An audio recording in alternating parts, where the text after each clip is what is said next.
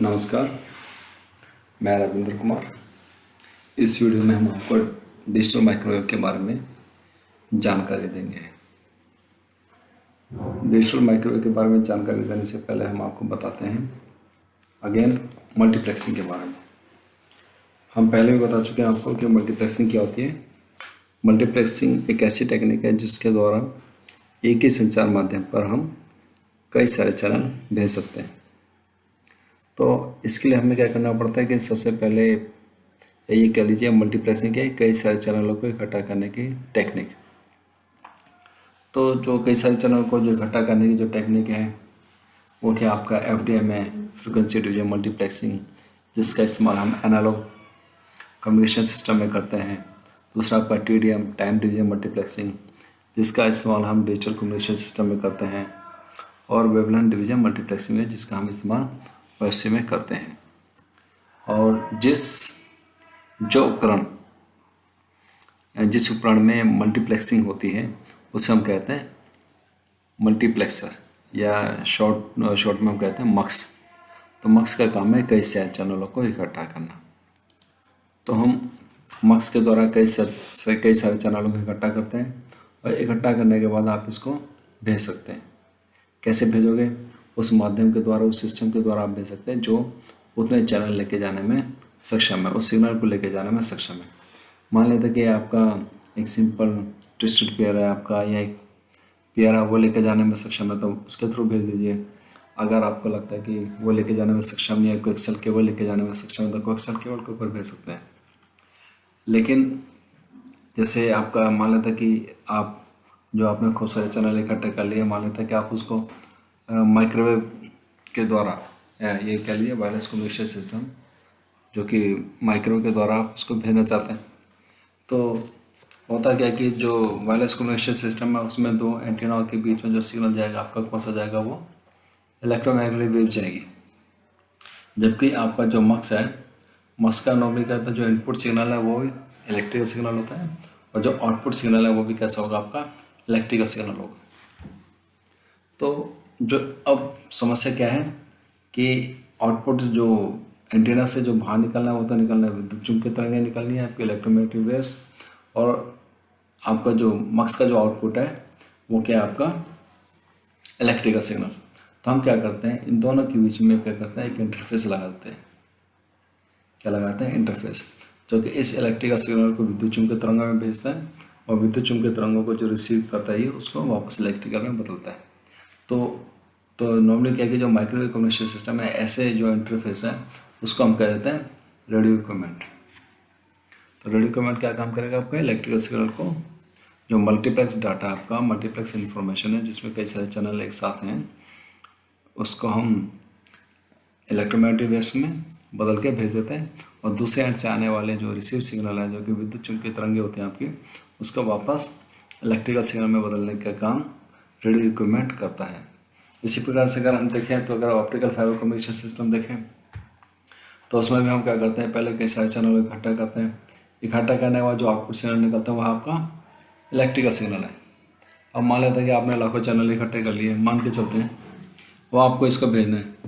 अब आप एक सिंपल वायर या कोएक्सियल केबल पे नहीं भेज सकते हैं, वो इस सिग्नल को लेके जाने में सक्षम नहीं है। तो मान लेते हैं हम किस चीज़ का इस्तेमाल करते हैं? ऑप्टिकल फाइबर का इस्तेमाल करते हैं। ऑप्टिकल फाइबर क्या है? लाखों चैनल लेके जाने में सक्षम है। लेकिन समस्या क्या है कि जो ऑप्टिकल फाइबर है, ऑप्टिकल सिग्नल में जो सिग्नल जाता है वो कौन सा जाता है? आपका प्रकाश सिग्नल। तो मक्स का जो आउटपुट है वो इलेक्ट्रिकल है, जो ऑप्टिकल फाइबर के अंदर जाना है आपका वो क्या? आपका प्रकाश सिग्नल। तो हम नॉर्मली क्या करते हैं, इन दोनों के बीच में फिर एक इंटरफेस लगा देते हैं।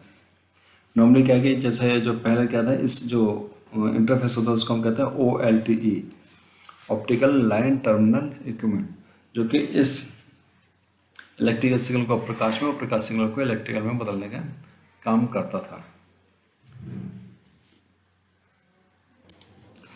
ये तो था कई सारे चैनल को एक साथ भेजने के लिए जो हम तरीका इस्तेमाल करते हैं वो। आइए हम डिजिटल माइक्रोवेव के बारे में कुछ बात करते हैं।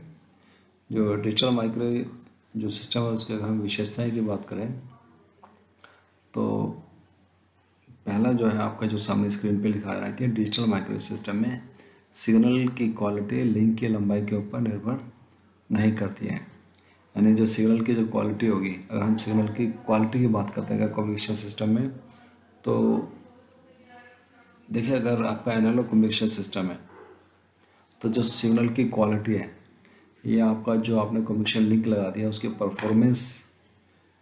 परफॉर्मेंस कैसी है, उसको किस चीज़ से हम चेक करते थे, हम सिग्नल टू नॉइज़ रेशो से चेक करते हैं, सिग्नल टू नॉइज़ रेशो।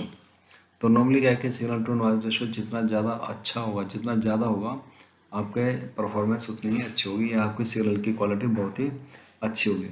या ये कह लीजिए, अगर देखा जाए तो सिंपली अगर कम्युनिकेशन सिस्टम में आपका जो सिग्नल जा रहा है अगर उसमें नॉइज़ नहीं है या नॉइज़ का लेवल बहुत ही कम है, तो हम कहेंगे कि क्वालिटी आपकी बहुत अच्छी है। जैसे फॉर एग्जांपल जब आप क्लास में पढ़ते हो तो ऐसा नहीं है कि जब क्लास में आप पढ़ते हो तो उसमें नॉइज़ नहीं होती है। जैसे आपको कोई टीचर पढ़ा रहे हैं, जैसे मान लेते हैं मैं पढ़ा रहा हूँ, तो मेरी आवाज़ आपको सुनाई दे रही है, कोई दिक्कत नहीं है, तो आपको एकदम क्लियर सुनाई दे रही है। लेकिन अगर आप ध्यान से देखेंगे तो नॉइज़ उस समय भी होती है, जो आपका फ़ैन चल रहा है तो फ़ैन के चलने की आवाज़ होती है, आप सांस ले रहे हो उसकी आवाज़ होती है, कोई थोड़ा सा डस्ट खिसका रहा है तो उसकी भी आवाज़ होती है, बाहर मान लेते जनरेटर चल रहा है तो उसकी भी नॉइज़ क्रिएट करता है, यानी कि नॉइज़ रहती है। लेकिन अगर उस नॉइज़ के कंपैरिजन में मेरी आवाज़ का लेवल बहुत ज़्यादा हो तो तब भी आपको उस जो मैं बोल रहा हूँ उसका समझने में किसी प्रकार की कोई ज़्यादा दिक्कत नहीं आएगी।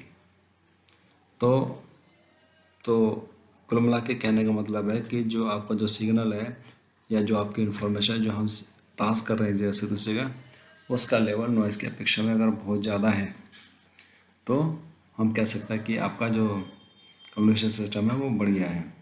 कुल मिला के यही कह लीजिए दूसरे शब्दों की नॉइज़ का लेवल बहुत ही कम होना चाहिए। तो एनालॉग कम्युनिकेशन सिस्टम में हम जो परफॉर्मेंस है या सिग्नल क्वालिटी कैसे नापते थे, सिग्नल टू नॉइज़ रेशो से। जबकि जो डिजिटल कम्युनिकेशन सिस्टम है आपका, इसके अगर हम परफॉर्मेंस की बात करें या सिग्नल की क्वालिटी की बात करें तो हम किस चीज़ से नापते हैं, इसको हम नापते हैं BER से। BER का पूरा नाम है bit error rate. Bit error rate की अगर हम बात करें तो इसका अगर फार्मूला है तो वह क्या है, नंबर 1 एरर बिटों की संख्या बटा में कुल भेजी गई बिटों की संख्या। ये फार्मूला किसका है, BER का, बिट एरर रेट। देखिए नॉर्मली क्या है कि डिजिटल कम्युनिकेशन सिस्टम में जो आपकी इन्फॉर्मेशन जाएगी वो डिजिटल फॉर्म में जाएगी। जैसे आपके एक सिरे से जो इन्फॉर्मेशन चली, मान लेते हैं कि 01010101 8 बिट गई, तो दूसरे एंड पे क्या पहुंचना चाहिए आपके, दूसरे एंड पे अब आपको ये इन्फॉर्मेशन पहुंचनी चाहिए क्या, 010101 और 01 पहुंचनी चाहिए। लेकिन दूसरे एंड पे पहुंच के मान लेते कि कोई बिट है उसमें क्या आ गया, एरर आ गया, ठीक है। तो एरर क्या आएगा, डिजिटल कम्युनिकेशन सिस्टम में क्या है कि दो ही चीज़ें होती हैं, या तो 0 या फिर 1। और किसी बिट में एरर आ गया तो इसका क्या मतलब होगा, जो 0 है वो 1 में कन्वर्ट हो गई होगी या जो 1 है वो 0 में कन्वर्ट हो गई होगी, ठीक है। तो जो ये बिट है वो क्या कहलाती है, आपकी एरर बिट कहलाएगी कि इसमें क्या है, एरर आ गया। तो इसके अलावा एक चीज़ हो रहा है आपका, एरर आ गया तो अगर दूसरे एंड पर अगर हम बिट एरर रेट की अगर बात करें तो उसका फार्मूला क्या है, उसका जो कैसे निकालते हैं, एरर बिटों की संख्या बटा में कुल भेजे गए बिटों की संख्या। मान लेते हैं कि ट्रांसमिटिंग साइड से जो बिट भेजे गए 10⁶ यानी 10 लाख बिट भेजे गए, और जब दूसरे एंड पे पहुंचे तो हमने क्या देखा कि एक बिट में एरर आ गया। तो इसका तो फार्मूला अगर फिट करेंगे तो ऊपर क्या जाएगा, 1 आ जाएगा, नीचे क्या जाएगा 10⁶। तो इसका अगर करेंगे तो 1 × 10⁻⁻⁶। जो BER का जो रेट है, BER की जो वैल्यू है वो क्या जाएगा, 1 × 10⁻⁻⁶, यानी 10 लाख बिट भेजे लेकिन एक बिट में खराबी आ गई। इसके अलावा देखिए जो BER है इसकी कोई यूनिट नहीं होती है। तो जो डिजिटल कम्युनिकेशन सिस्टम है उसकी जो परफॉर्मेंस हम BER से हम चेक करते हैं। तो अगर हम जो पहला पॉइंट है आपका, डिजिटल माइक्रोवेव सिस्टम में सिग्नल की क्वालिटी लिंक के लंबाई के ऊपर निर्भर नहीं करती है। तो अगर हम एनालॉग कम्युनिकेशन सिस्टम से कंपेयर करें तो एनालॉग कम्युनिकेशन सिस्टम में क्या होता है, जैसे जैसे आपकी लिंक की लंबाई बढ़ती जाती है तो वैसे वैसे आपका जो सिग्नल की क्वालिटी है वो डाउन होती चली जाती है, या ये कह लीजिए उसमें नॉइज़ ज़्यादा होती चली जाती है, नॉइज़ी हो जाता है। जबकि डिजिटल माइक्रो कम्युनिकेशन सिस्टम में लिंक आपका जितना मर्जी बड़ा हो उसमें सिग्नल की क्वालिटी क्या रहेगी, एक समान रहती है, कोई ऊपर नीचे नहीं होती है। और दूसरा जो पॉइंट दे रखा है वो एक तरह से ये दे रखा है कि जो पहले वाला जो पॉइंट है उसी के बारे में दिया हुआ है कि ऐसा क्यों होता है। तो डिजिटल रेडियो में क्या देखें, क्या लिखा है, डिजिटल रेडियो में सिग्नल रीजनरेट करने के कारण सिग्नल की क्वालिटी सदैव एक समान रहती है। तो देखिए जो डिजिटल कम्युनिकेशन सिस्टम है उसमें हम क्या करते हैं, हमेशा सिग्नल को रीजनरेट करते हैं, दोबारा से पैदा करते हैं। जबकि जो अगर हम एनालॉग कम्युनिकेशन सिस्टम की बात करें तो उसमें क्या है कि सिग्नल को हम एम्पलीफाई करते हैं, सिग्नल को हम सिग्नल के लेवल को बढ़ाते हैं। देखिए नॉर्मली क्या होता है कि जब भी आपका सिग्नल किसी माध्यम से एक पॉइंट से दूसरे पॉइंट में मूव करता है या ट्रांसफ़र होता है तो क्या होता है, कुछ ना कुछ आपके लॉसेस होते हैं। और जो ये लॉसेस हैं आपके, इसको कंपनसेट करने के लिए एनालॉग कम्युनिकेशन सिस्टम हम क्या करते हैं, एम्पलीफिकेशन का काम करते हैं, सिग्नल को एम्पलीफाई करते हैं। और जहाँ पे हम सिग्नल को एम्पलीफाई करते हैं उसको हम कहते हैं रिपीटर। तो एनालॉग कम्युनिकेशन सिस्टम में एक शब्द आता है रिपीटर। जैसे आपका कंट्रोल कम्युनिकेशन सिस्टम है उसमें हम रिपीटर का प्रयोग करते हैं। रिपीटर में क्या होता है, आपका जो सिग्नल है जो कि एक पॉइंट से दूसरे स्थान तक गया, वहाँ पे उसकी जो स्ट्रेंथ है वो थोड़ा सा कम हो गई, तो उसको कंपनसेट करने के लिए, उसकी क्षति पूर्ति करने के लिए हम रिपीटर लगाते हैं, जहाँ पे हम सिग्नल को रीजनरेट करते हैं। तो नॉर्मली क्या होता है कि रीजनरेटर में क्या होता है, सिग्नल को एम्पलीफाई करते हैं। सिग्नल को एम्पलीफाई करने से क्या होता है कि जो दूसरे एंड पे जो सिग्नल पहुंचा उसके अंदर अगर नॉइज़ है तो नॉइज़ भी एम्पलीफाई हो जाती है। तो इस तरह से क्या कि जैसे जैसे लिंक की लंबाई बढ़ती है तो आपका जो सिग्नल है वो क्या होता है, आपका नॉइज़ी होना शुरू हो जाता है, ज़्यादा नॉइज़ उसमें ऐड हो जाती है। जबकि अगर डिजिटल कम्युनिकेशन सिस्टम की बात करें तो उसमें सिग्नल को हम उसको एम्पलीफाई नहीं करते हैं, या वहाँ पे हम रिपीटर नहीं लगाते हैं, बल्कि हम वहाँ क्या करते हैं, रीजनरेटर लगाते हैं। वहाँ पे हम क्या करते हैं, सिग्नल को दोबारा से रीजनरेट करते हैं, दोबारा से पैदा करते हैं, जिसके कारण क्या होता है कि जो सिग्नल की क्वालिटी है वो आपके एक समान रहती है, तथा क्रॉसटॉक व बाहरी शोर का भी इसके ऊपर कोई प्रभाव नहीं पड़ता है। जो क्रॉसटॉक या बाहरी शोर या जो भी है इसका बीच में खत्म होता है, जब जैसे वो स्टेशन के अंदर आती है सिग्नल को रीजनरेट किया जाता है, ये सारी चीज़ें पीछे रह जाती हैं। इस तीसरा जो पॉइंट है आपका, इस प्रकार के सिस्टम में जो बेस बैंड है वो क्या आपका डिजिटल होता है, पूरा जो सिग्नल होगा वो आपका डिजिटल होगा आपका। इसके अलावा डिजिटल कम्युनिकेशन सिस्टम है तो इसमें जो मॉड्यूलेशन होता है आपका डिजिटल मॉड्यूलेशन होता है। जैसे हमने एनालॉग कम्युनिकेशन सिस्टम में बताया था कि अगर आपकी इन्फॉर्मेशन डिजिटल फॉर्म है तो डिजिटल मॉड्यूलेशन होगा, अगर एनालॉग सिग्नल अगर आपकी जो इन्फॉर्मेशन एनालॉग फॉर्म में है तो एनालॉग मॉड्यूलेशन होगा, और जो कैरियर है वो हमेशा एनालॉग सिग्नल होगा आपका। तो जो डिजिटल मॉड्यूलेशन में जो नॉर्मली टेक्निक इस्तेमाल करते हैं 2PSK, QPSK या QM, नॉर्मली हम इस तरह का मॉड्यूलेशन टेक्निक का इस्तेमाल किया जाता है। इसके अलावा जो आपका डिजिटल कम्युनिकेशन सिस्टम है इसका साइज छोटा होता है तो इसमें पावर की कंजप्शन भी कम होती है, और ये डाटा कम्युनिकेशन के लिए उपयुक्त होता है। इसके अलावा इसमें NMS की सुविधा भी होती है। NMS का मतलब नेटवर्क मैनेजमेंट सिस्टम। इसके द्वारा क्या है कि हम एक ही सेंट्रलाइज जगह से हम क्या करते हैं, पूरे लिंक को, पूरे जो सिस्टम है उसको कंट्रोल कर सकते हैं, मॉनिटर कर सकते हैं। ये सुविधा इसके अंदर अवेलेबल होती है। अगर हम ये देखें कि डिजिटल माइक्रोवेव अपनाने के कारण क्या थे, नंबर है, देखिए पहले एनालॉग कम्युनिकेशन सिस्टम आया, फिर डिजिटल कम्युनिकेशन सिस्टम आया। और डिजिटल कम्युनिकेशन सिस्टम देखिए, कोई सा भी डिजिटल कम्युनिकेशन सिस्टम है तो देखिए उसका जो मेन जो फ़ायदा है वो ये जिसलिए अपना गया वो क्या है कि क्वालिटी। हमें क्या चाहिए थी, क्वालिटी भी चाहिए। क्वालिटी डिजिटल कम्युनिकेशन सिस्टम है, डिजिटल कम्युनिकेशन सिस्टम को हम अपनाते हैं तो आपको क्या मिलती है, क्वालिटी मिलती है। तो देखिए नंबर 1 पॉइंट क्या है, डेटिकॉन कमेटी ने भविष्य में डिजिटल ट्रांसमिशन सिस्टम अपनाने के लिए सुझाव दिए, जिससे अच्छी क्वालिटी के भरोसेमंद सिस्टम संचार व्यवस्था उपलब्ध हो सके। तो क्वालिटी के लिए हमने इसको अपनाया। दूसरा है आपका एनालॉग माइक्रोवेव सिस्टम में सिग्नल के साथ साथ शोर का एम्पलीफिकेशन भी होता है, जैसे हम आपको बता चुके हैं। डाटा ट्रांसमिशन के लिए मॉडेम की आवश्यकता होती है। अगर आपको डाटा ट्रांसमिट करना है वो भी करते हैं, लेकिन उसके लिए क्या जरूरत पड़ेगी, आपको मॉडेम की आवश्यकता होती है। मॉडेम है मॉड्यूलेटर एंड डिमॉड्यूलेटर, जबकि डिजिटल माइक्रो सिस्टम में इसकी आवश्यकता नहीं होती है। इसके अलावा देखिए नंबर पॉइंट 3 है आपका कंट्रोल सर्किट में आरई केबल के चोरी होने का भय व फॉल्ट हो जाने पर अधिक समय का लगना। देखिए अगर आरई एरिया है जहाँ पे आपकी जो कंट्रोल सर्किट वगैरह चलते हैं अंडरग्राउंड केबल के ऊपर चलते हैं, जो अंडरग्राउंड केबल की चीज़ होते हैं नॉर्मली जो कंडक्टर होते हैं वो कॉपर के होते हैं, जो कि महंगे होते हैं। नॉर्मली ये क्या होता है कि कई बार इसकी चोरी हो जाती है, ताकि इसको बेच के पैसा वो प्राप्त कर सकें। तो अगर बाय द वे आपकी केबल चोरी होगी तो क्या होगा, आपका कम्युनिकेशन सिस्टम बंद हो जाएगा। तो उससे क्या है कि फिर उसको ठीक करने में क्या है कि टाइम बहुत ज़्यादा लगता है। उतने समय तक आपका कंट्रोल सिस्टम बैठा रहेगा, कुल मिला के काम नहीं करेगा। इसके अलावा ट्रेन ट्रैफिक कंट्रोल के लिए अच्छी व स्थायी संचार व्यवस्था उपलब्ध कराना, ये भी इसका एक रीज़न था कि हम ऐसी कम्युनिकेशन सिस्टम प्रोवाइड करें जो जिसका फेलियर रेट बहुत ही कम हो, जो कि एक अच्छी क्वालिटी की आपको संचार व्यवस्था प्रोवाइड कर सके। इसके अलावा वर्तमान संचार व्यवस्था आज की संचार आवश्यकताओं को पूरा करने में असक्षम है।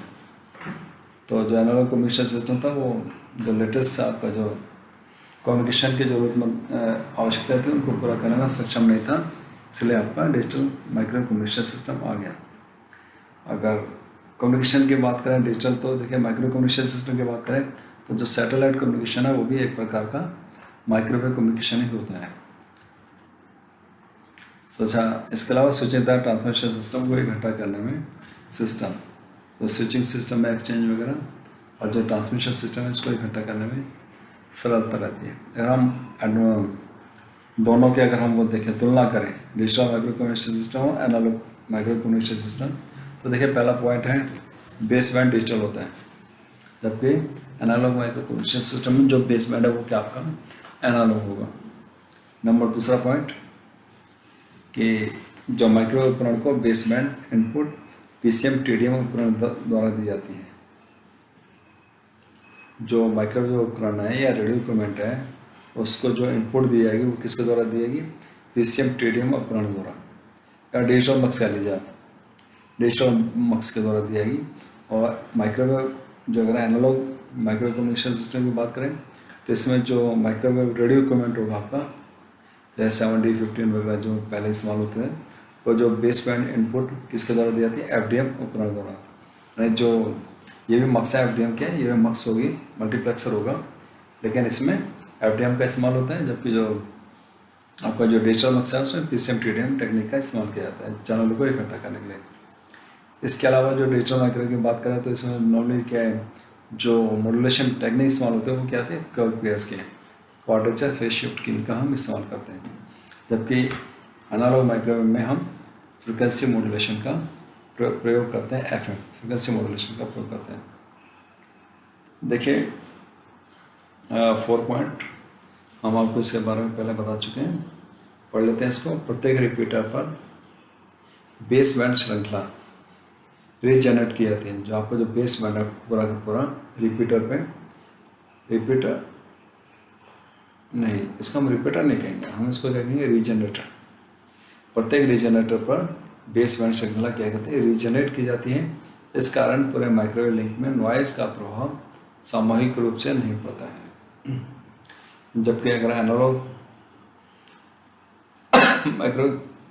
कम्युनिकेशन सिस्टम की बात करें, एनालॉग माइक्रोवेव की बात करें, तो प्रत्येक रिपीटर पर बेस बैंड को एम्पलीफाई करके रिपीट किया जाता है, जिस कारण से पूरे माइक्रोवेव लिंक में नॉइज का प्रभाव सामूहिक रूप से पड़ता है। 5वां पॉइंट है एनालॉग माइक्रोवेव की अपेक्षा डिजिटल माइक्रोवेव उपकरण की आउटपुट पावर कम होती है अथवा कम हो सकती है। जबकि जो एनालॉग माइक्रोवेव आपका इक्विपमेंट है इसके लिए अधिक आउटपुट पावर की आवश्यकता हमें पड़ती है। इसके अलावा देखिए 6 पॉइंट देखिए, इसमें क्या कि बिट श्रृंखला या बिट स्ट्रीम कह लीजिए, बिट स्ट्रीम डिजिटल माइक्रो सदैव में उपकरण में सदैव मौजूद रहती है, जिस कारण उपकरण में लोडिंग एक समान रहती है। यानी जो इक्विपमेंट है उसके ऊपर जो लोडिंग है आपका वो क्या रहती है, आपकी एक समान रहती है, क्योंकि पूरा का जो बिट स्ट्रीम जैसे मान लेते हैं इक्विपमेंट है 34 मेगाबिट पर सेकंड के लिए, तो 34 मेगाबिट पर सेकंड हमेशा उस सिस्टम में मौजूद रहेगी, चाहे आपके इनपुट में कोई चैनल हो या ना, लेकिन उपकरण में ये पूरी की पूरी 34.36 जो भी है क्या हमेशा रहेगी। जबकि आपका जो एनालॉग माइक्रोवेव में उसमें जो माइक्रो उपकरण है उसके ऊपर जो लोडिंग है वो कितनी लोडिंग है उसके ऊपर या कितना लोड डाला हुआ आपने वो डिपेंड करता है, उस समय कार्यरत चैनलों की संख्या के ऊपर निर्भर करती है। इसके अलावा देखिए ऑलरेडी हम बता चुके हैं कि जो डिजिटल कम्युनिकेशन सिस्टम है उसमें बेसबैंड जो सिग्नल की क्वालिटी है वो BER के रूप में नापी जाती है, जबकि जो एनालॉग कम्युनिकेशन सिस्टम है, एनालॉग माइक्रो कम्युनिकेशन सिस्टम है, इसमें बेसबैंड सिग्नल की quality signal to noise ratio के रूप में नापी जाती है। तो देखिए तो ये आपको ये पता होना चाहिए। पॉइंट नंबर 7 कि जो डिजिटल कम्युनिकेशन सिस्टम है, चाहे वो माइक्रोवेव हो, चाहे वो OC हो, चाहे कोई भी हो, चाहे आपका सिग्नल इलेक्ट्रिकल फॉर्म में जा रहा हो, तो उसकी जो सिग्नल की क्वालिटी किससे नापते हैं, हमेशा BER से नापते हैं।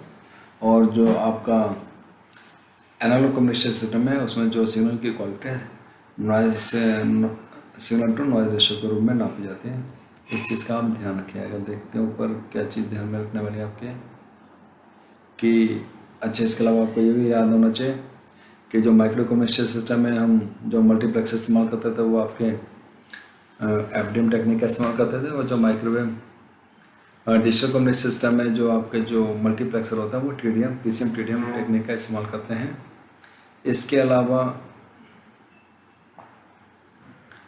अलावा क्या कि जो आपका जो एनालॉग कम्युनिकेशन सिस्टम है हम क्या करते हैं, सिग्नल को एम्पलीफाई करते हैं, जबकि डिजिटल कम्युनिकेशन सिस्टम में हम सिग्नल को रीजनरेट करते हैं, जिसके कारण नॉइज़ वगैरह का प्रभाव स्वाभाविक रूप से नहीं होता है।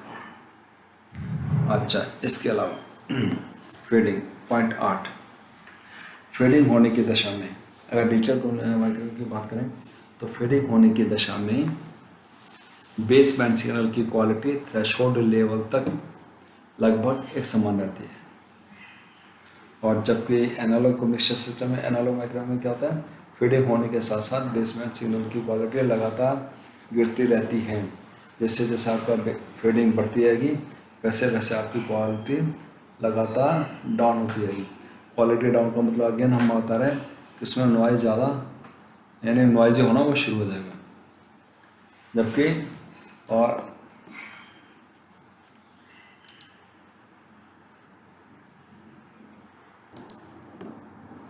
देखिए नॉर्मली क्या होता है कि जो आपका रिसीवर है उसका एक नॉर्मल रिसीव लेवल होता है।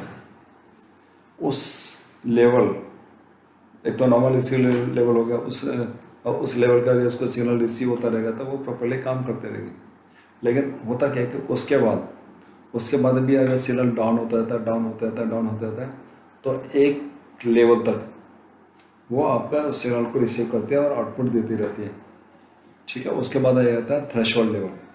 उस थ्रेशोल्ड लेवल यानी कि वो मिनिमम लेवल जिसके उससे अगर ज़्यादा सिग्नल का लेवल डाउन हो जाए तो इक्विपमेंट काम करना बंद कर देता है, ठीक है। तो डिजिटल माइक्रोवेव में क्या होता है कि एक नॉर्मल रिसीव लेवल है, आपके सिग्नल की क्वालिटी बढ़िया मिल रही है, अच्छी मिल रही है, कोई प्रभाव नहीं पड़ रहा। उसके बाद मान लेते हैं कि रिसीवर पे जो सिग्नल जो मिल रहा है उसका लेवल है वो कम होना शुरू हो जाता है, कम होता है।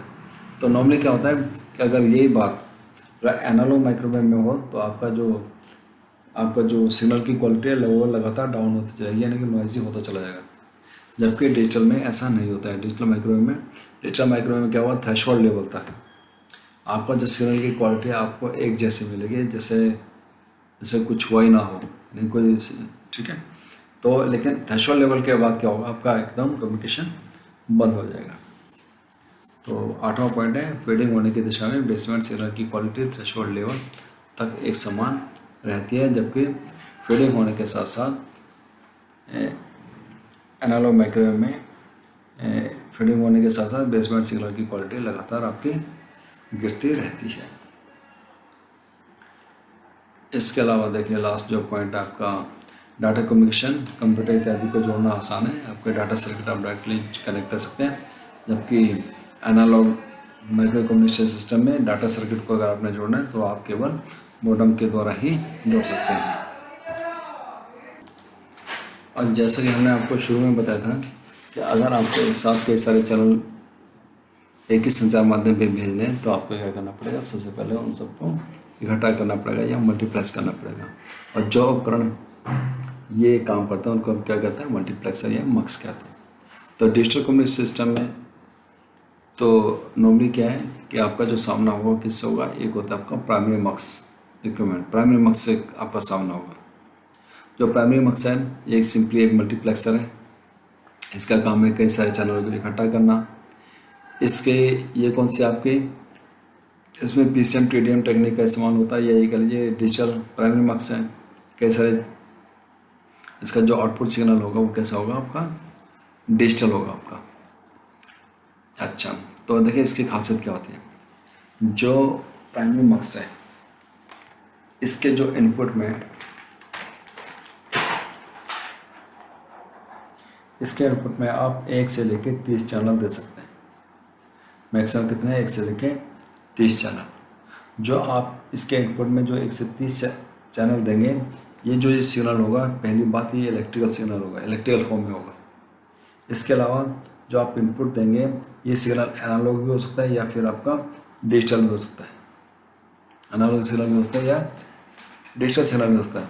या फिर हम ये भी कह सकते हैं कि जो हम इसके इनपुट में जो चैनल देंगे वो वीएफ चैनल भी हो सकते हैं या फिर आपका डाटा चैनल भी हो सकते हैं, या फिर डाटा चैनल।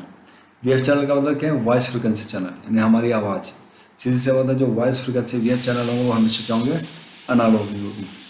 और इसके अलावा जो हम कहते हैं डाटा चैनल, जो डाटा चैनल है वो कैसा होगा, हमेशा डिजिटल होगा। तो कुल मिला के आप ऐसे भी कर सकते हैं कि इसके इनपुट में एनालॉग सिग्नल भी दे सकते हैं, डिजिटल सिग्नल भी दे सकते हैं, या हम ये भी कह सकते हैं कि इसके इनपुट में वीएफ चैनल भी दे सकते हैं और डाटा चैनल भी दे सकते हैं। तो जो मैक्सिमम इसके इनपुट में दे सकते हैं वो कितने दे सकते हैं, इस प्रकार के 30 चैनल हम दे सकते हैं। जो आपकी जो प्राइमरी मक्स है इसका एक सिंपल सा काम है, क्या, इन सारे चैनलों को इकट्ठा करना और एक आउटपुट दे देता है। क्या दे देगा, आपका एक आउटपुट। उससे पहले हम आपको ये बता दें कि अगर इसके इनपुट में आप एनालॉग सिग्नल देते हो तो ये क्या करेगा, पीसीएम टेक्निक के द्वारा, पल्स कॉर्ड मॉड्यूलेशन टेक्निक के द्वारा पहले क्या करेगा, उसको डिजिटल में बदलेगा। फिर जब ये सारे आउटपुट में सब डिजिटल सिग्नल आ जाएंगे तो ये क्या करेगा, उनको टीडीएम टेक्निक के द्वारा मल्टीप्लेक्स करके ये इकट्ठा करके एक आपका ट्रांस निकाल देगा, एक ट्रांस एक रिसीव। अच्छा, इसके अलावा हम यही बताते हैं कि जो मक्स है, जो मल्टीप्लेक्सर का काम करी है वो ड्यूम मल्टीप्लेक्सिंग का भी काम करती है। मल्टीप्लेक्स मतलब कैसे चैनलों को इकट्ठा करना, और डी मल्टीप्लेक्सिंग मतलब जो खूब सारे चैनल हैं उनको फिर से अलग अलग करना दूसरे एंड में। तो कैसे चैनलों को इकट्ठा करके ये निकाल देते हैं। तो इसका जो आउटपुट सिग्नल होता है, प्राइमरी मक्स का जो आउटपुट सिग्नल वो हमेशा डिजिटल सिग्नल होता है। पहली बार ये इलेक्ट्रिकल फॉर्म में होता है। इसका बिट रेट 2.048 मेगाबिट पर सेकेंड होता है। इसके जो 2.048 मेगाबिट पर सेकेंड की जो बिट स्ट्रीम निकल रही है, इसके अंदर कितने होते हैं, 30 चैनल की इन्फॉर्मेशन इसके अंदर होती है। और इसने इकट्ठा कर दिया, बहुत सिंपल सी बात है। अगर आप इसको भेजना चाहते हैं आप भेज सकते हैं ऐसे माध्यम के द्वारा जो 2.048 मेगाबिट पर सेकेंड की स्ट्रीम को रिक्वायर्ड डिस्टेंस तक, रिक्वायर्ड दूरी तक लेके जाने में सक्षम है। ये तो थे प्राइमरी मक्स। इसके अलावा एक बात और बता दें आपको कि जो प्राइमरी मक्स का जो आउटपुट सिग्नल है उसको हम E1 भी कहते हैं। क्या कहते हैं हम, E1। इसके अलावा अब हम पढ़ते हैं, देखिए